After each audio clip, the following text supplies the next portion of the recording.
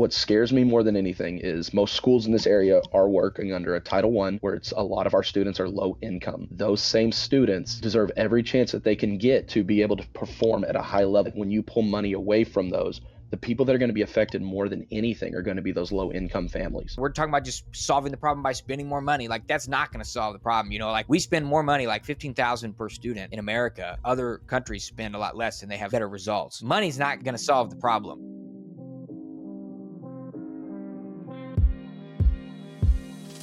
Early childhood education. This is a topic I have a very close personal connection with. And my wife and I actually have a Schoolhouse Academy. We started out with a childcare, in-home childcare in Iowa, and then we turned that into a curriculum-based and Schoolhouse Academy. And so we're helping parents educate their kids. We're educating our son. And I've spent 10 years working in the grant review application process for early childhood education programs to help close some of the gaps that come through either the system or just family situations. And I had a 3-year term on the Early Childhood Iowa State Board of Directors, and that was all about 0 to 5 early childhood education. And so I'm very excited about this. Our children are our future, and so I want what's best for the children. And so that's kind of the angle we come at from this topic, is we all want what's best for the children. And so we need to talk about what's going on in Texas and how that fits into the bigger conversation. And so right now, Texas is considering Senate Bill 2, which would allow the use of up to $10,000 per student per year of public funds for private school tuition. And this would reallocate about $1 billion in public funds. And so there are very strong proponents for this and very strong against this. And so some of the reasons for supporting it are that it empowers parents, it gives freedom of choice, and it gives them the ability to have competition among schools. And so if money is going to follow the student with school choice, then you're going to have more competition, and then you're going to have the tide bringing all boats up. And so that's a big argument there. It also supports innovation. Where there's competition comes innovation. And the governor of Texas, Greg Abbott, actually champions this bill. He's emphasizing the increased need for parental choice and competition. But there are also a lot of criticisms on this as well. They're saying it's siphoning funds away from public schools, and they're already strapped for funds as well. It's really exacerbating what people perceive as educational inequalities at this point. And it's also potentially can drive up the cost of private schools. That's something that they're saying as well. And ultimately restricting access for low-income families. That's another argument against this. And then some Republicans even are critical of this. This is a bill that Republicans that are in rural communities are speaking against this bill because they're saying it's going to hurt access there as well. And so if we zoom out into the broader context, this is really a national conversation, and the pros and cons of this versus just keeping the public education or government education, as some people call it, because that's where it's running, and that's where the agendas and things are coming from, the curriculum and all that, versus private education, and who's really in charge. Is it the government, or is it the parents who are in charge and should be saying what's going and educating their children?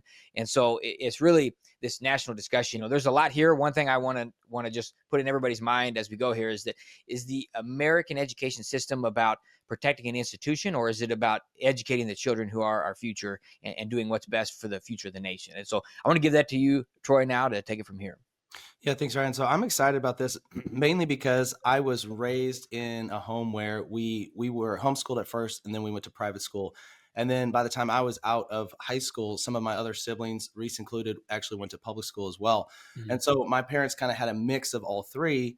And one of the things I saw a lot of sacrifice that they made over the years just in order to have that choice, essentially, of how their kids were educated.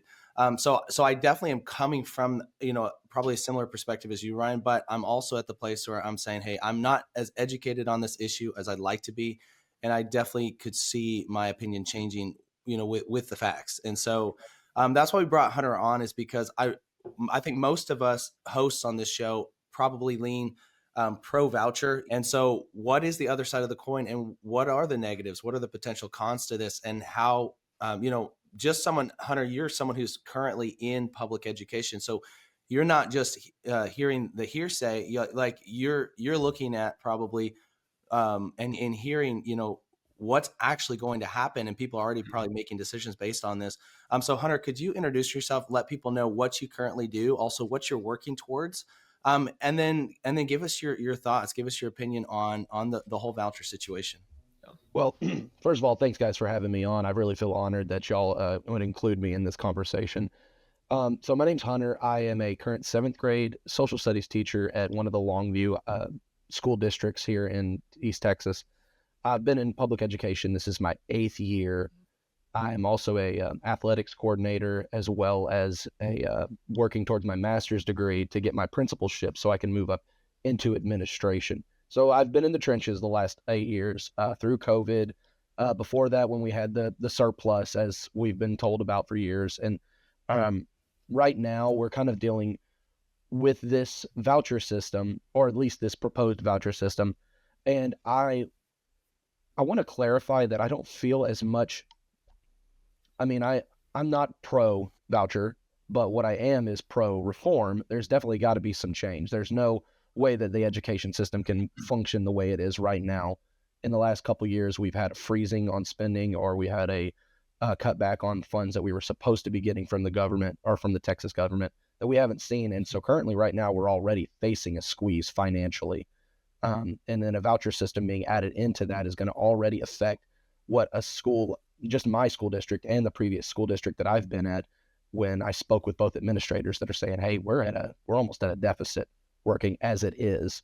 And if we have more funds taken away from us, there's going to have to be some serious cutbacks that not just affect, teachers. Like, I can always look from a perspective of a teacher because that's what I do, but you got to look at these low income families that won't be able to, even with $10,000, be able to afford to move to a better school district.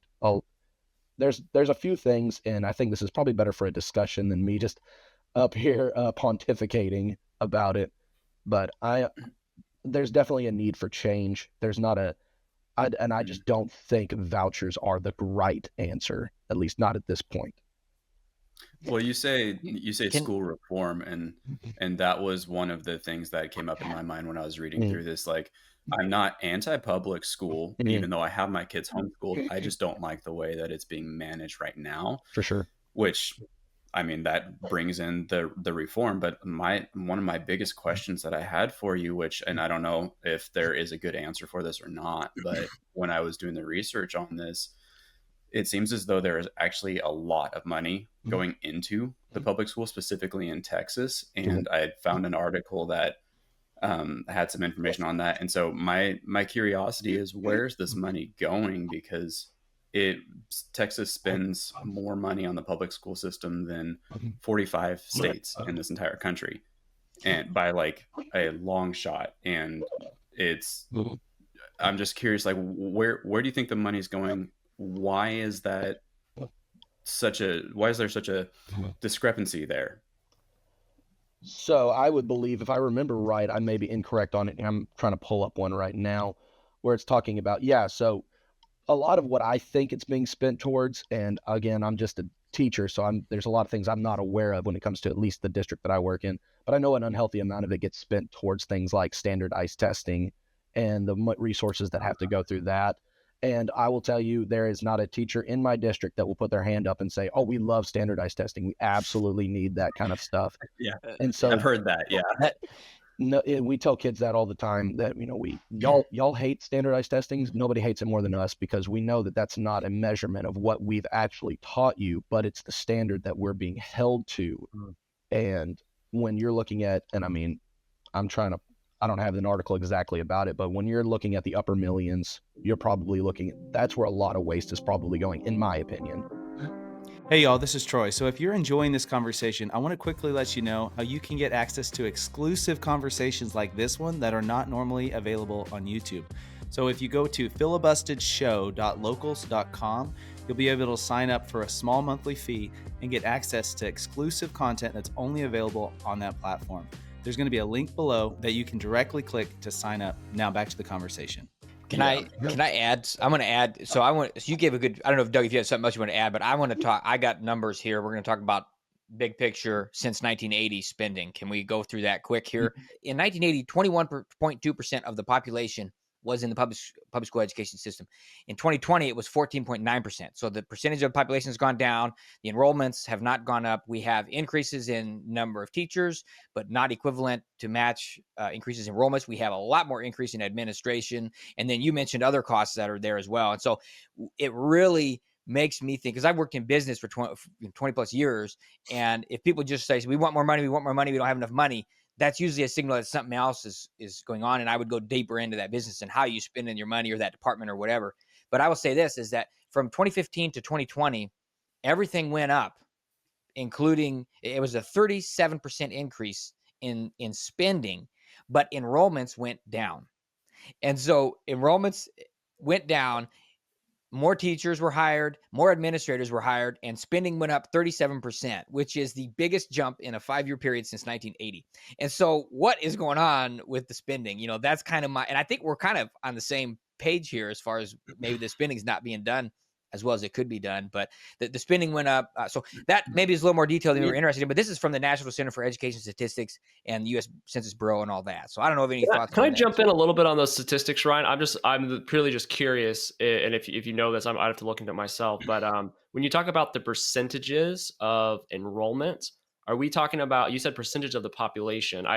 The population is always grow well, but then when the population grows, usually the youngest people need to go to school. The reason I did the percentage is because then we don't get into all these numbers. The percentage is not necessarily means that there wasn't more students going to school the next year. It just was that the students were a smaller percentage of the population. Well, the population grew and the number of students grew, but the population grew faster than the number of students growing in. That's so the percentage goes down.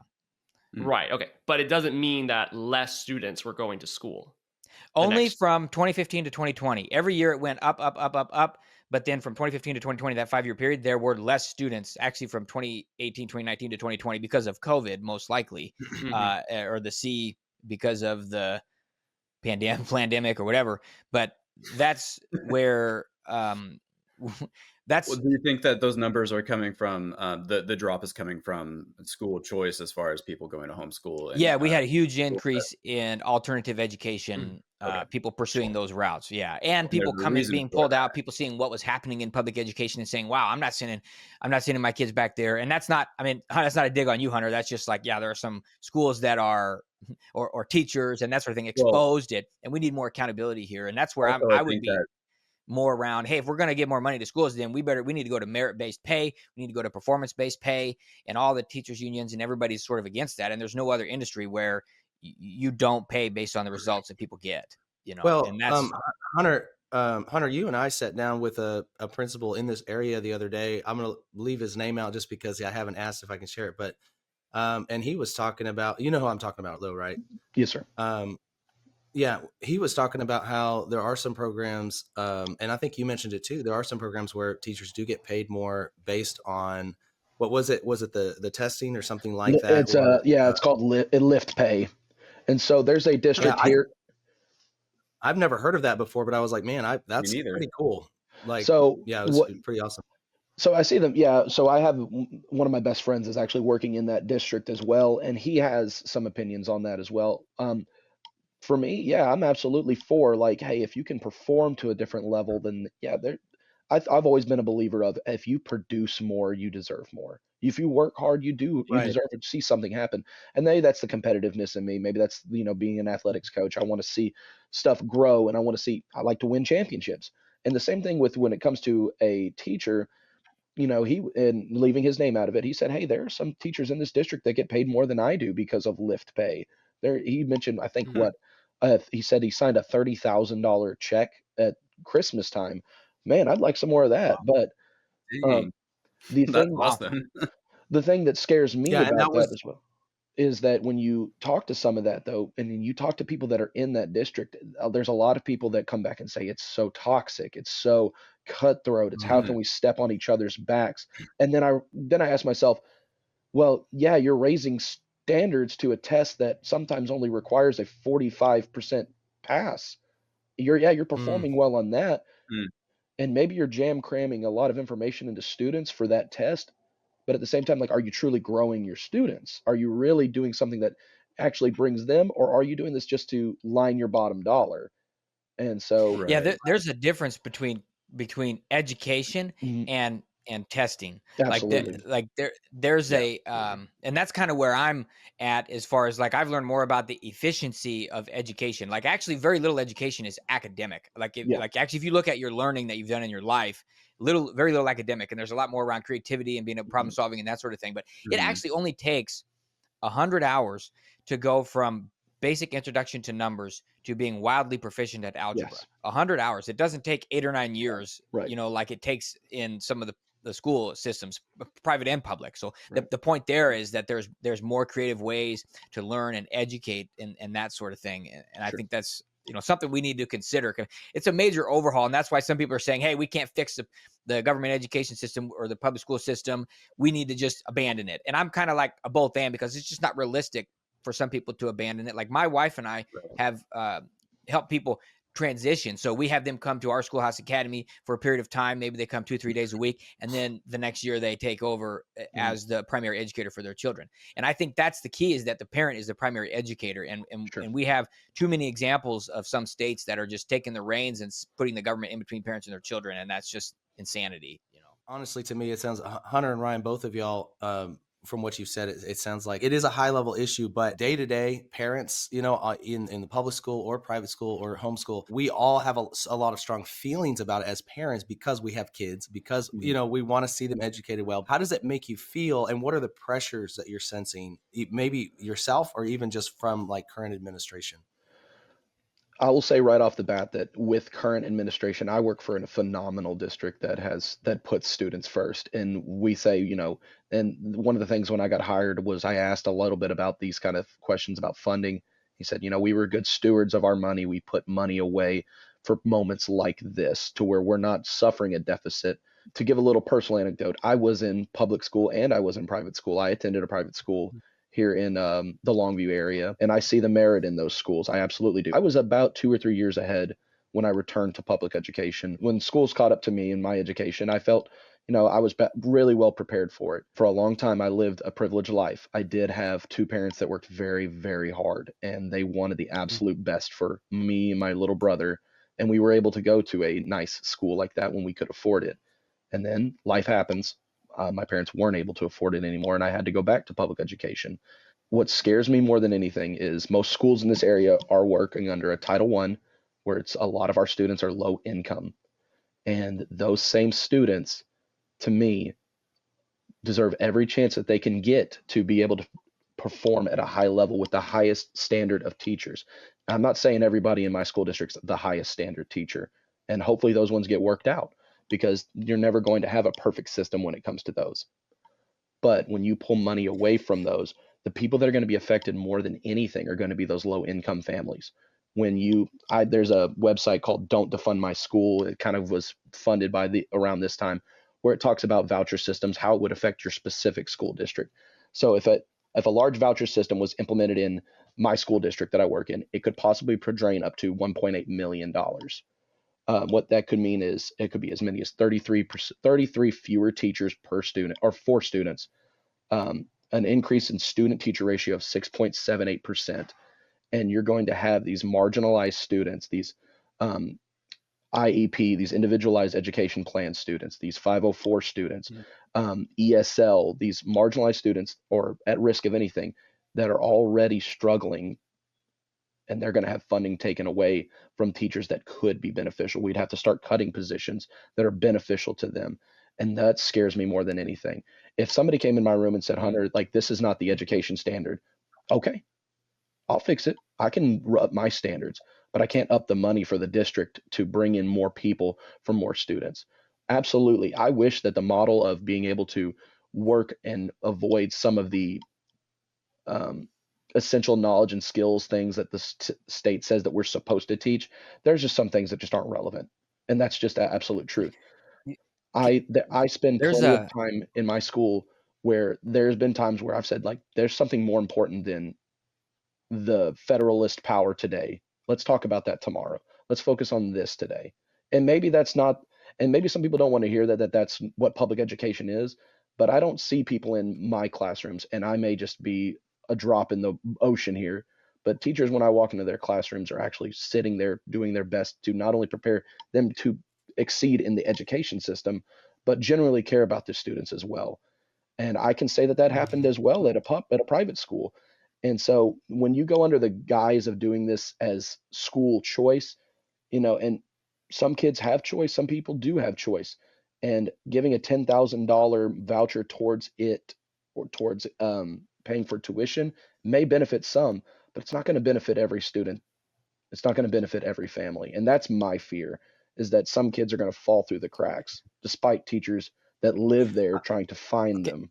I really appreciate that point, because my heart also goes out to the the situation here in the low income families. And I think the problem is, though, is we're talking about an exception and making a rule. And I'll explain that. But I want to say first that I just want to commend you as a teacher, because like I've done mentoring for young men, like 10-year-old boys, and one adult that is a authority figure in a child's life can, or not an authority figure, can make a huge difference. Like I had a roommate after college that one teacher spoke into his life, and that made the difference for him at all. Like he had a successful career, he did all this kind of stuff, but it was one teacher that took an interest in him, and he, came from a broken home and all this kind of stuff. And so that really makes a difference. The thing is, and we have teachers like that everywhere, but they're trying to operate in a system that is kind of hitting your head against the wall sometimes.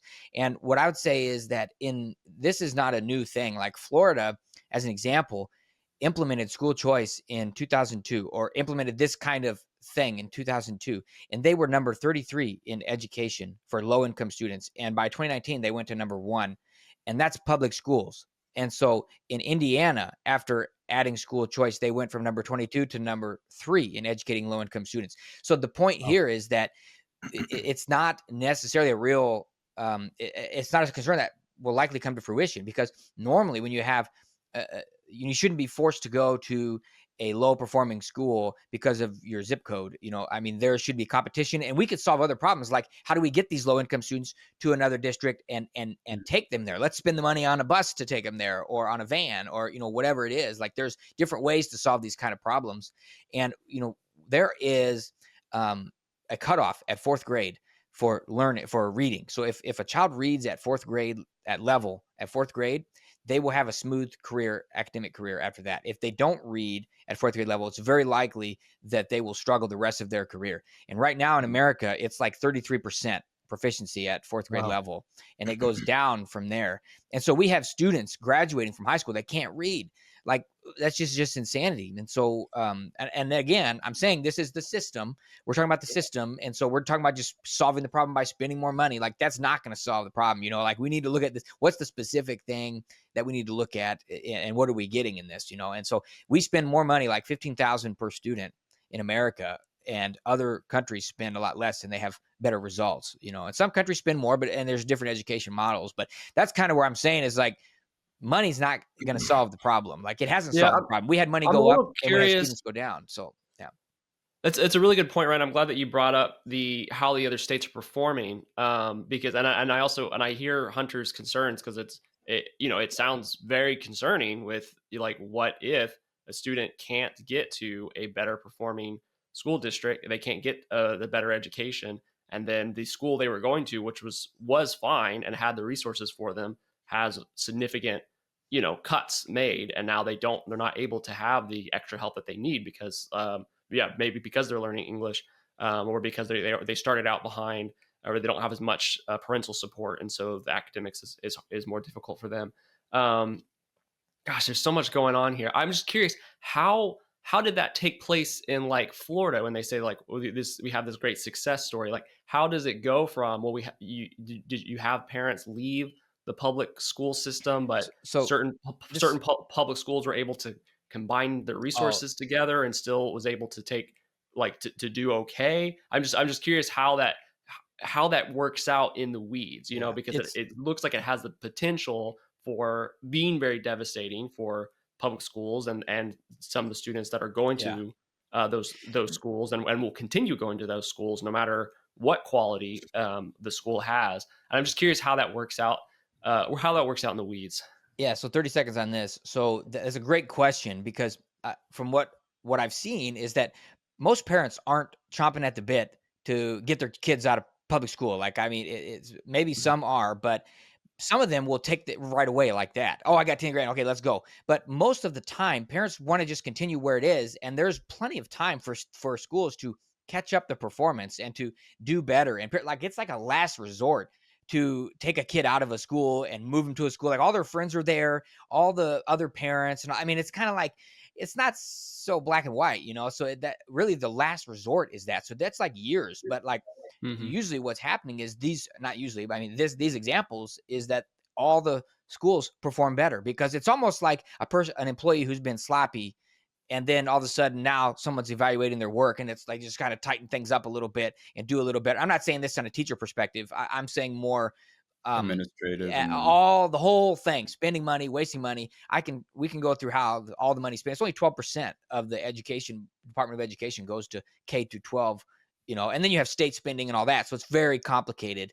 But it's almost like it's designed that way to be complicated. And we really parents need to take back in their own hands, and whether they're partnering with the government to educate their kids or a private provider or whatever, that's where I'm starting to say the goal of education is sort of different than what it was previously. I think that actually the answer to your question, Reese, can literally be summed up in one word, and that's competition. Exactly. It could be. So And innovation. One of the articles I was reading this week, and I mentioned this earlier this week, was it talked about how, it's easier to open a school in Texas than it is to open a barber shop. And it's the idea that was one of the fears that people had, is that if this happens, then you're going to have people opening up small home-based private schools all over the place. And then we're going to have, but what you just said, Doug, it's like, well, competition's not always a bad thing. Like, competition a lot of times is a good thing. And one of the fears people have is, well, in the rural districts where people don't have access to private education, then those public schools are going to be hurting, and then, but also they're not going to have the choice. But then there's also the argument on the other side saying, and then another con is that, you're going to have too many schools. And I'm like, well, those two arguments balance each other out. Cause it's like, if people in the rural districts are going to start schools, like, that's what's going to happen. And there's going to be competition there, whether that's home-based education, kind of like what you're doing, Ryan, or if it, or homeschool, just parents homeschooling, or an actual private school, something like that. But it's funny that when I read that, I laughed, because the only other person I talked to this week about this topic was my barber, believe it or not. And I mentioned that to y'all earlier, but yeah, I asked him randomly. I was getting my haircut a couple days ago, and I just said, I was like, have you heard about the whole school voucher thing, private education voucher? And he's like, oh yeah. He's like, I've heard about it. And I was like, what do you think? And I'm always like a little nervous to ask somebody like a barber, like a political based question, because I'm like, I don't know what I'm about to get myself into, but he wants me to come back, and so he's gonna be nice about it. But anyway, he was like, yeah, for business for you to come back. Yeah. His perspective was, he said, he's like, me and my wife are a blended family. He's like, we don't have the funds to homeschool our kid right now, or to like private education our child. And he was like, and he's struggling. We just put him in a public school. He's struggling. And he was saying, if we had that, we would have the opportunity to pull him out and to have another option. And he was like, at the moment we don't. And so he was like, I'm all for it. And that was like his reasoning, and he talked about the specific ways his child is struggling and stuff, which I don't need to get into, because it's just one example. But it wasn't the public education so much. It was the individual, himself. But the point being, I believe competition is a good thing. Closing thoughts. Suppose for a minute that if the Texas voucher bill goes through, and we end up with the same results that like Florida has had, where the underprivileged also benefits from it, and it brings them up, like Ryan said, rising tides bring up all boats, if that were the case, if we could like guarantee that somehow, that the low income underprivileged are not only going to not be left behind on this, but they're going to be brought up as well, and it's going to be better for them. What other like secondary concern would you have for the voucher system that would be also a negative thing that you see that would just not be good for the public school system? So I can't really speak to, because I haven't worked in a private school district, but I know that some schools don't have, or at least as far as I've been knowing, that there's not as much of a following up when it comes to some of their teachers. Some of their teachers aren't as qualified as other ones. I mean, I may be incorrect on that, and Yeah. if someone wants to fix me I on don't that, think please. you are. Yeah. So what scares me, and I mean, we all know, like, we all probably have opinions on college, and I personally think if you're not doing something, college is 90% a scam for me. But it was the only way I could become a teacher. I agree. But Yep. when you shortcut those things and you shortcut the steps of accountability, and you're able to fund and send these to schools that don't have those teachers, it's kind of hard for me to understand, like, are we sure that these kids are getting the absolute best education as well? And something I wanted to point up on, I was looking at an article earlier, Raise Your Hand Texas, which is, I'll be candid, they're very anti-voucher. They actually brought up the Florida one, and I just wanted to throw this information out there, and, you know, if y'all want to delete it, you can. But it says, as funding for voucher programs expanded in other states, Florida increased its spending on 3 voucher programs by 313% from the fiscal year 2008 to fiscal year 2019. The state decreased its per pupil funding for public education over this time by 12%. And so looking, if that is true, and that's a true statement there, you know, if vouchers are being sent off and you're able to pay for other students to go and these things are able to benefit them, absolutely. But if you're leaving students behind, and then as a result, we lose funding for those kids, that's more of a concern for me. I'll teach the kid. Public education requires that if that kid can come through that front door, you are to give them the education that you're supposed to give them the best education you can get. You can be denied, even if you have the $10,000 voucher, you can be denied at a private school. And so what concerns me is some kids are, I believe some families are going to be in for a rude awakening when they go over there and they're like, oh, well, my kid's been a grade problem at this school or been a disciplinary problem at this school. A private school will benefit them. And then they get axed out of that program. Those are concerns for me. Do you think that, okay, that's totally fair. Do you think that the potential response to that could be that the competition argument that, so, you know, somebody goes to a private school and that private school now gets a reputation for bad at or offering poor education, that private school ends up closing its doors because they're not doing well? There's going to be collateral damage no matter what, for whatever like result we have. But do you think that is a viable future or option? You know, it's hard when you think of that, because I hear collateral damage and it just makes me think of those kids. What my fear is, I mean, I'm all for competition. Like, if, you know, my son doesn't go to the school district that I pay taxes to, I pay taxes to my hometown that I still live in, and my son goes to the school district that I work at. And because that's the choice that I have, if a better competition shows up, that's better for my son and not better for, you know, my ego or for my standard. Oh, my son went to this school.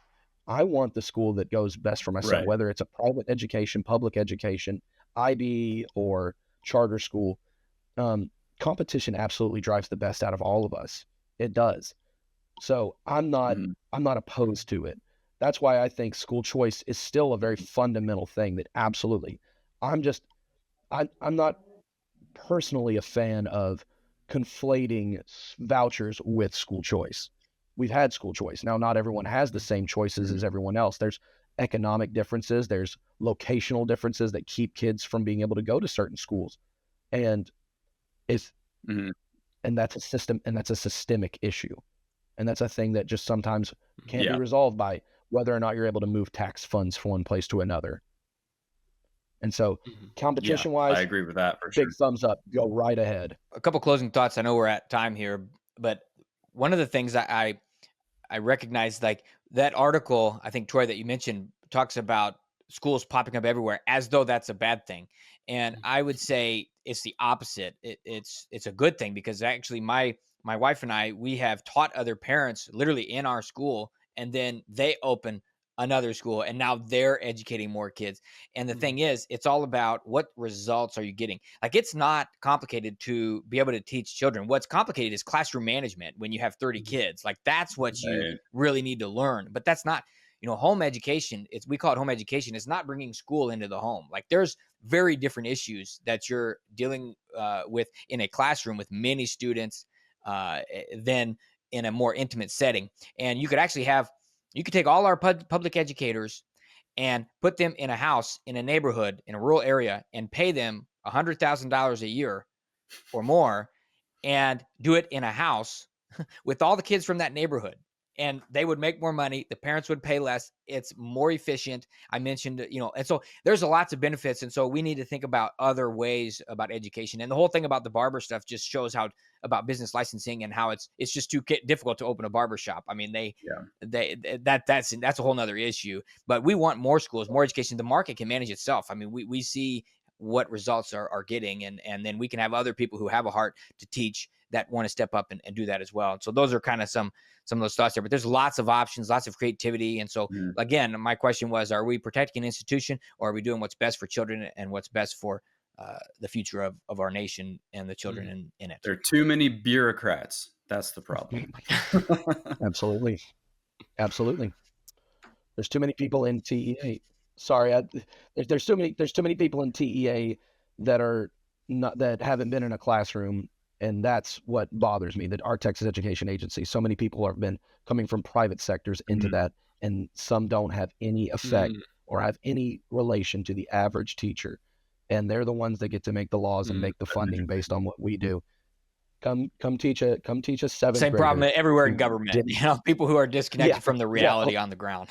That's the problem. Is too many people are too far disconnected from it. But the main issue with that is that we're raising the next generation of children who are now being disserviced because they're not getting things that they deserve. They're not getting the chances that they need. And so, like I said early on, I'm not a fan of vouchers.